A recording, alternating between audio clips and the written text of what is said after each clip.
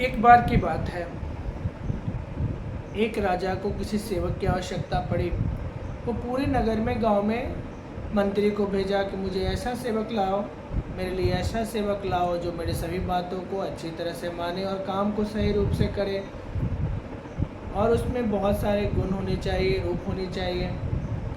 इस पर मंत्री नगर नगर, गांव गांव घूमना आरंभ किया। उसने जाकर एक सेवक को ढूंढ कर लाया। सेवक को लाकर राजा के सामने पेश किया। राजा को कहा, महाराज, यह सेवक आपका सारा काम करेगा, बहुत ही आज्ञाकारी और अनुयायी सेवक है।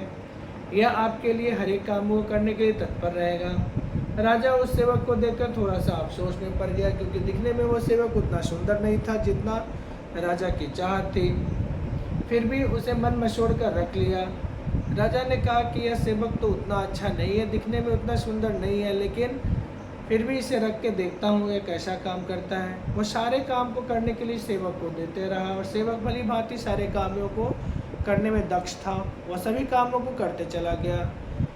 इस प्रकार सेवक सभी कामों को सफलतापूर्वक करने लगा, परंतु राजा उसकी सौंदर्य को देखकर बड़ी अफसोस में रहता था। उसे वो सुंदर लगता नहीं था, दिखने में अच्छा नहीं था। एक बार की बात है, राजा गर्मी के मौसम में अपने बगीचे में बैठा हुआ था। उसे बहुत जोरों से प्यास लगी। उसके साथ वह मंत्री बैठा हुआ था। सभी लोग वहाँ बैठकर विचार विमर्श कर रहे थे। इतना में राजा को प्यास लग गई। राजा अपने सेवक से कहा, सेवक, मेरे लिए पानी लेकर आओ। सेवक गया और जल्दी से एक सोना के पात्र में पानी लेकर आया।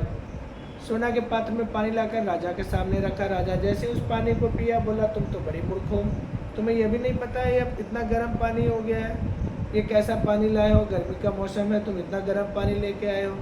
इससे तो प्यास बुझेगी नहीं, ना ही आत्मा को तृप्ति मिलेगी। राजा ने तुरंत सोने के पात्र के उस पानी को फेंक दिया। इस पर मंत्री ने उस सेवक को इशारा किया कि जाओ एक घड़े में पानी लेकर आओ। कुम्हार के यहाँ से घड़े लेकर आया। वह घड़े में पानी को लाया। पानी पीकर, पानी इतनी बहुत ज़्यादा ठंड था, पानी की ठंडक को देखकर राजा उसे पिया। उसका मन प्रसन्न हो गया, उसका आत्मा तृप्त हो गया। बोला, ये पानी तो बहुत ही अच्छा है और इसमें शीतलता भी बहुत ज़्यादा है।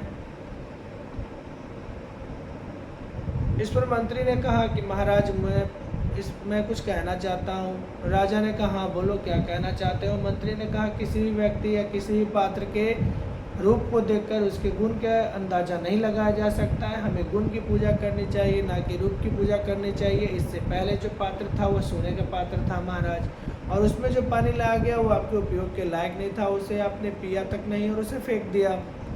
जबकि बाद में एक साधारण सा बर्तन, मिट्टी का, कुम्हार के द्वारा बनाया गया सुराही, मिट्टी का बर्तन, उसमें पानी लाया और वह पानी आपको बहुत ही अच्छा लगा, और शीतलता के साथ साथ वो आपको तृप्ति ही प्रदान की।